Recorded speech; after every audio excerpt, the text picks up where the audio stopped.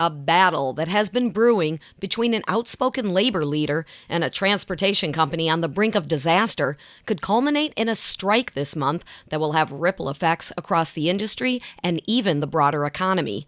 Transact Technologies co-founder Michael Regan told nearly 100 members and guests of the Traffic Club of Chicago he's never seen anything like the current crisis, even after decades of providing management solutions to logistics company CEOs who are struggling with the ongoing uncertainty. He said 3 years ago, I might have spent 3 to 4% of my time on supply chain issues. He said today it's 65 to 70% of my time are tied up on supply chain issues. When big trucking corporations like Yellow teeter on the edge of bankruptcy or a strike, Regan said executives scramble to arrange a patchwork of backup options for transportation of their freight. He said since 2005, Yellow Corporation's revenues have dropped from $9 billion annually to just over $5 billion because of acquisitions that didn't produce the cost efficiencies expected when the cultures of the different entities clashed. Yellow's financial troubles deepened when it failed to pay more than $50 million due to the Teamsters pension fund this summer. In a statement on their website, the Teamsters said those missed payments would trigger a suspension of healthcare benefits and pension accruals for Yellow workers on July 23rd if the company fails to make the critical payment before then. Teamsters are preparing for a possible strike as early as July 24th. Yellow's an extremely significant player in the LTL space.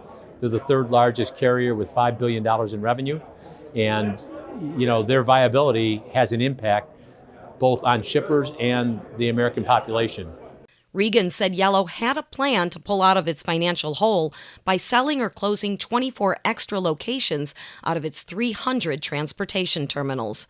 One Yellow is the program that Yellow is called to basically eliminate the redundancy in their terminal network. So where I have a Holland terminal and a Yellow terminal, I can get rid of the Yellow terminal and route my Yellow freight through Holland. The Teamsters union has repeatedly opposed proposals eliminating those terminals to consolidate operations. Why did we do this? Because the company's operational changes would have decimated thousands of Teamster jobs. Darren Do-Nothing Hawkins is trying to shift blame for his own shameful mismanagement onto the Teamsters union. Darren pocketed more than $1.2 million last year. This overwhelming waste was made worse after Yellow received and squandered $700 million in COVID bailout money from the federal government. Executives are incapable of admitting that they simply screwed this company up. Sean O'Brien, he is a man on a mission. He has a job that has to get done. But he, I think, has gone out of his way to a certain extent to make antagonistic comments towards Yellow. You would think in a logical world that Sean O'Brien and the Teamsters would want to save Yellow. It seems like Sean is saying, we're going to make a point. You don't play ball with us. Some have suggested, not me saying this, some have suggested that he's saying, you don't want to play ball with us, we'll shut you down. And that means when he goes and talks to other carriers about unionizing those carriers, he basically uses the threat, look at what we did here. If the looming strike at Yellow Corp happens, it could have implications far beyond the transportation holding company at the center of the storm.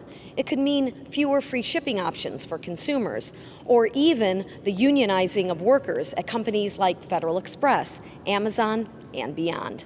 For Talking Cities, I'm Diane Mocha.